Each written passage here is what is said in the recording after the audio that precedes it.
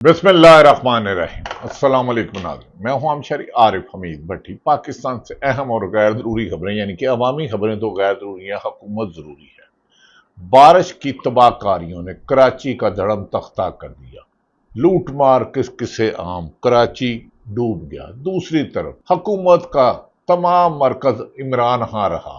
इस हुकूमत की कारकर्दगी और इंतकामी कार्रवाइयां सिर्फ और सिर्फ इमरान खान तक महदूद है कि उसे किसी तरीके से जेल में रखें। तोशाखाना 2 केस की समाल अडयाला जेल में हुई, जिसमें बानी पीटीआई इमरान खान की बुशरा बीबी की अहलिया के खिलाफ तोशाखाना 2 केस की अडयाला जेल में ट्रायल के दौरान इमरान खान की तीनों हमशीरा वहां मौजूद रहीं।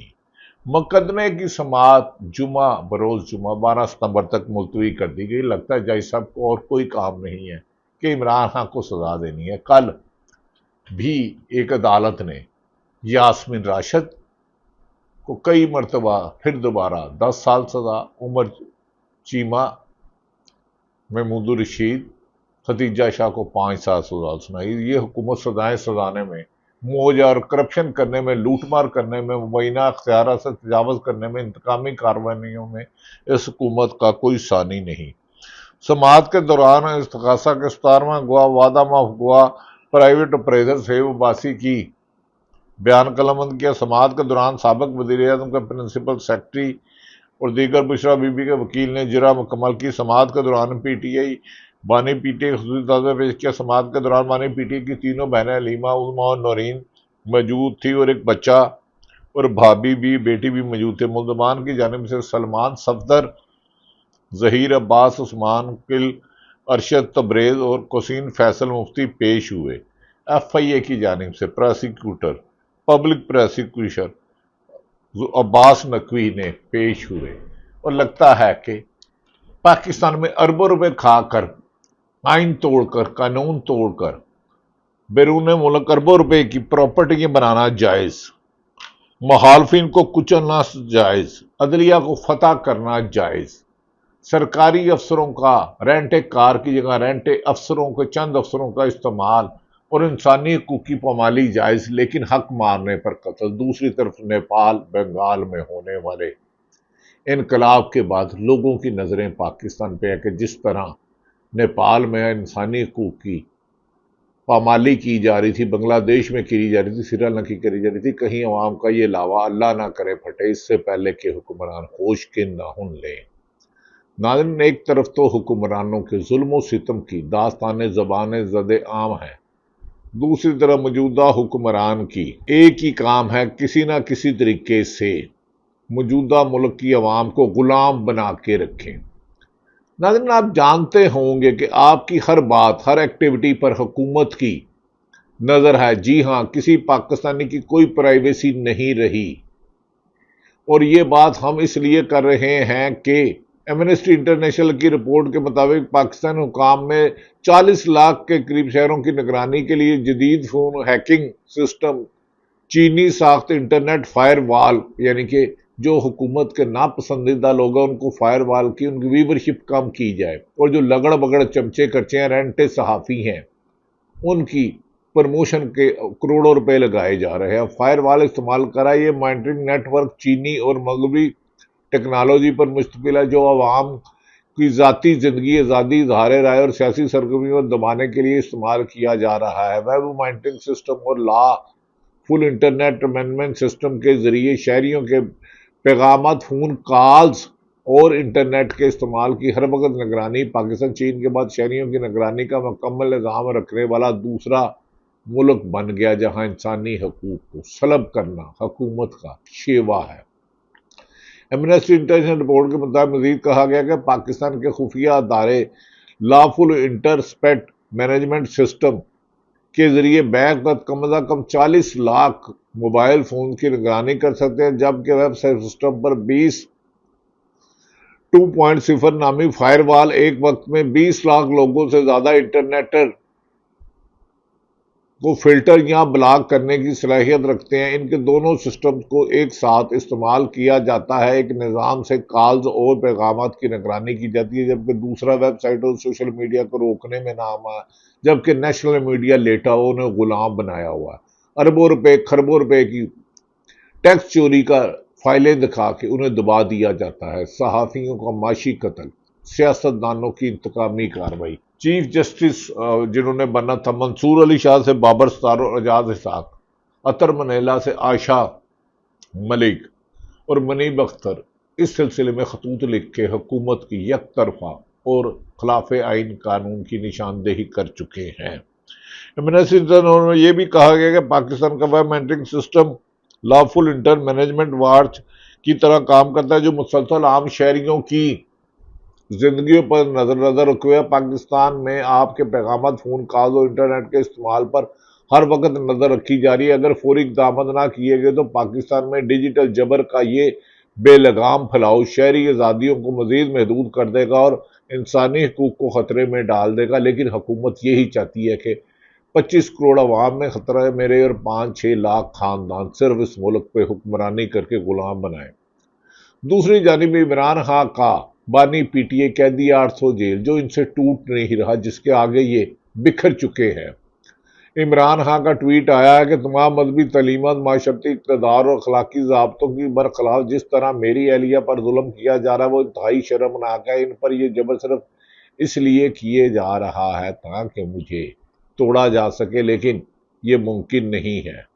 انہوں نے کہا کہ عزم کے متزلزل نہیں کر سکیں گے اور میرے ساتھ کھڑی ہے۔ پاکستان کی سیاسی تاریخ میں اس قدر حکم کا ظلم جبر کے باوجود ہم سب عوام ڈٹ کر کھڑے ہیں۔ انہوں نے کہا اس کے علاوہ عمران خان نے ٹویٹ میں کہا مراد سعید جو عمران خان کا سنسیر ہے، جب جوڈیشل کمپلیکس پہ عمران خان پر مبینہ طور پر قاتلانہ حملہ کیا گیا، پی ٹی اے کے مطابق وہاں شوٹر تھے، تو مراد سعید نے اپنی زندگی خطرے میں ڈال کے عمران خان کو بچایا تھا۔ مراد سعید نے، اگر آج وزیر اعلیٰ کے پی کے علی امین گنڈا پور کی اگر مراد سعید ہوتا تو حالات ہی کچھ اور ہوتے اور علی امین بار بار عمران خان کو جیل سے تاخیر نہ کرنے، لیکن علی امین گنڈا پور کا انتخاب بھی ویسا ہی نکلا جیسے عثمان بزدار کو وزیر اعلیٰ پنجاب بنانا تھا۔ اس پر عمران خان نے بانی پی ٹی اے نے کہا کہ فوری طور پر اگر مریم نواز بینکاک اور جاپان جا سکتی ہے، وہ افغانستان جائے اور اپنے عوام کے خلاف آپریشن بند کرے۔ انہوں نے عمران خان نے کہا کہ عمران خان میرا وفادار ترین ساتھیوں میں سے ایک ہے اور حقیقی آزادی کی تحریک میں اہم ترین حصہ ہے اور رہے گا۔ اس کے بارے میں کیا سرائیاں بند ہونی چاہیے وہ میری ہدایت پر ہی انڈر گراؤنڈ ہوا۔ مجھے بافضوق ذرائع نے اطلاع ملی تھی کہ اس کے جان کو خطرات ہیں۔ مجھے یہ بھی اطلاعات ہیں کہ اس کو اغوا کر کے بطور گواہ استعمال کرنا چاہتے ہیں، اسی لیے انڈر گراؤنڈ ہونے سے پہلے بعد میں بھی ہر موقع پر مراد سعید نے میری ہدایت کے مطابق حقیقی آزادی کی تحریک کو فعال کردار ادا کیا، جو قابل تحسین ہے۔ دوسری جانب ناظرین، امریکہ کی کانگریس مین جو ولسن نے ایک بار پھر اپنے ٹویٹ میں عمران خان کو رہا کرو کا نعرہ لگاتے ہوئے کہا ہے کہ میں شکر گزار ہوں کہ آج صبح ہاؤس رولز کمیٹی نے میری ترمیم منظور کر لی ہے۔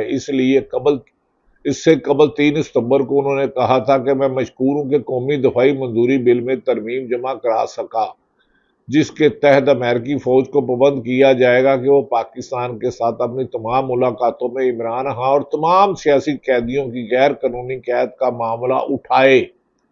لیکن یہاں سوال یہ ہے کہ جو ولسن کے بیانات سے کوئی فرق پڑے گا، یہ تو شاید ممکن نہیں لگتا۔ تاہم میں سمجھتا ہوں کہ جو ولسن کو اس اقدام کا کوئی فرق نہیں پڑے گا۔ پاکستانی حکومت نے سونے، تانبے اور نایاب معدنیات کا ایک بہت بڑا اہم معاہدہ کیا ہے، جس سے امریکہ بہت خوش ہے اور صدر ڈونلڈ ٹرمپ پاکستان کو موجودہ قیادت کو اپنے لیے فائدہ مند سمجھ رہے ہیں۔ لیکن یاد رکھیں کہ ان چیزوں کا امپیکٹ آتا ہے، ایک خطرے کے طور پر موجود رہے گا، کیونکہ امریکہ کی عادت ہے کسی بھی ملک کو استعمال کرتا ہے اور پھر اسی پر حملہ کروا دیتا ہے، جیسے دوحہ میں کل کروایا گیا اسرائیل سے۔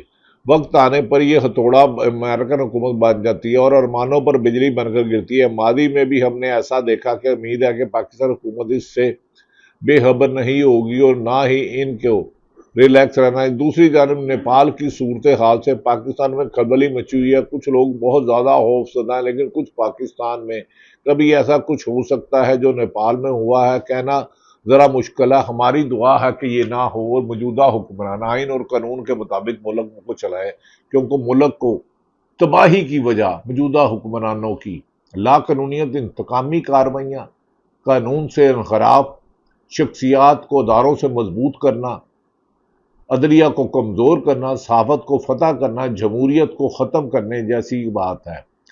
دوسری طرف جو عمران خان کے سابق وزیر داخلہ مشیر داخلہ ہیں مرزا شہزاد اکبر نے کہا کوئی ٹی وی چینل والا دوست بتا سکتا ہے کہ اچانک پاکستانی چینل سے نیپال میں ہونے والی بغاوت کی خبریں کیسے غائب ہو گئی؟ بھائی کوئی نیشنل میڈیا کچھ نہیں چلاتا، 50 سے زیادہ صحافیوں کو نوکریوں سے نکلوایا، ان کی زندگی اجرن کی، ان کی ابھی بھی زمین تنگ کی جا رہی ہے۔ کس گیسٹ نے آنا ہے؟ اور کئی لگڑ بگڑ چمچے کچوں کو نہ صرف ٹی وی میں نوکریوں میں دکھایا کہ بلکہ انہیں تجزیہ نگار بنانے پر طاقت کا استعمال کیا جاتا ہے، دھمکیاں دی جاتی ہیں۔ شہزاد اکبر صاحب، پاکستان اور قانون یہ دونوں اس وقت الگ الگ سمت میں چل رہے ہیں۔ موجودہ حکمران یہ ہوش کے ناخن بھول چکے ہیں کہ انہوں نے بے نظیر کی واہیات تصویریں پھینکی، انہوں نے ایک دوسرے پر الزام لگائے، پیپلز پارٹی اور نون لیگ کوئی ناسور کہتا تھا، کوئی سرے محل کا ڈاکو کہتا تھا، آج سب مل کر ملک کے وسائل کو لوٹ رہے ہیں۔ سیراب برکت نے سیاست.com پر کہا نیپال، انڈونیشیا اور سری لنکا اور بنگلہ دیش میں عوامی انقلاب میں ایک نقطہ اشرافیہ کی عیاشی، اشرافیہ کی شاہانہ زندگی، کرپشن اور نوجوانوں کی بے روزگاری ہے۔ آزاد کشمیر میں جو 29 ستمبر کو احتجاج کی کال دی گئی ہے، اس کا پہلا نقطہ اشرافیہ کی مراد کا خاتمہ ہے۔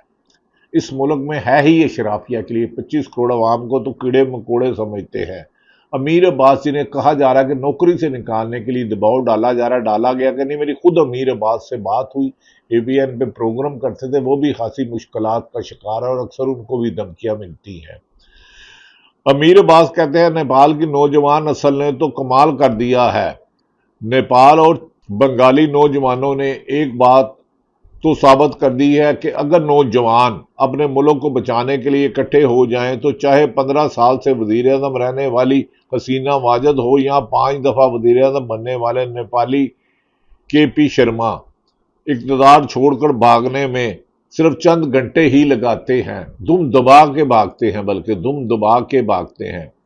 سرور باری جو پتن کی رپورٹ کرتے تھے، جو جان بچانے کے لیے ملک سے بھاگے، انہوں نے عمران خان، نواز شریف اور یاسمین راشد کا حلقہ کھولا تو ان کے لیے بھی زمین تنگ کر دی گئی۔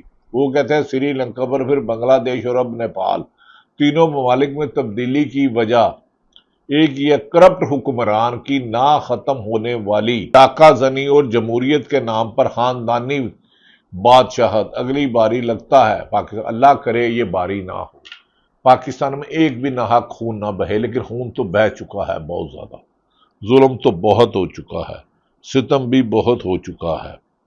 ہم دعا کرتے ہیں کہ اللہ نہ کرے پاکستان میں یہ ظلم دوبارہ ہو۔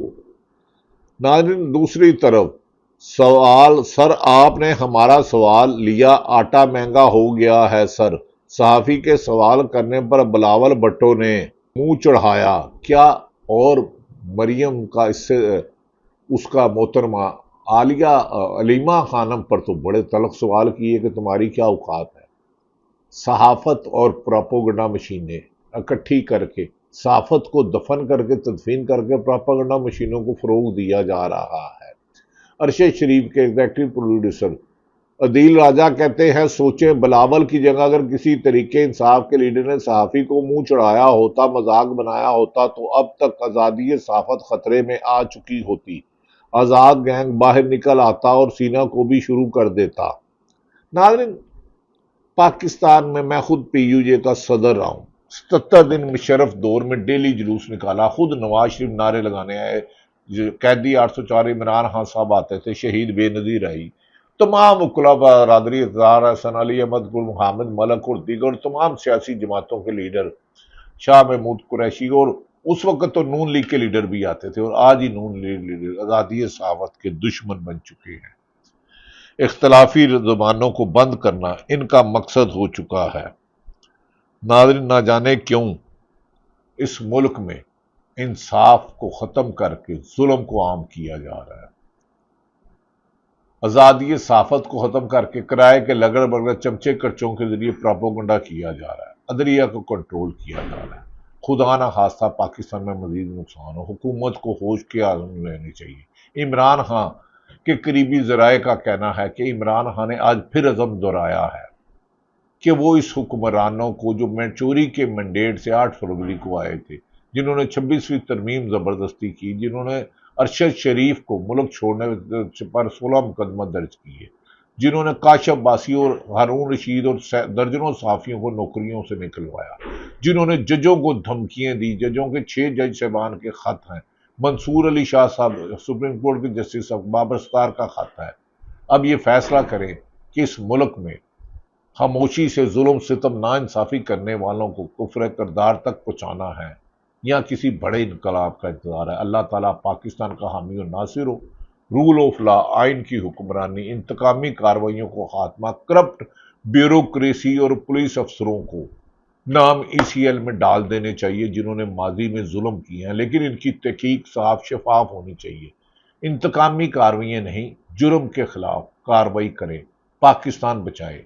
جتنا 1947 میں پاکستان بنانا ضروری تھا، آج بچانا ضروری ہے۔ سیلاب کی تباہ کاریوں میں، پنجاب میں تباہ کاریوں کے بعد، فوٹو سیشن کے بعد پنجاب حکومت نے، اب سندھ حکومت بارش میں ڈوب گیا ہے، لیکن نہرو امن کی بانسری بچا رہا ہے۔ اٹھو پاکستان کے لیے، پاکستان زندہ باد۔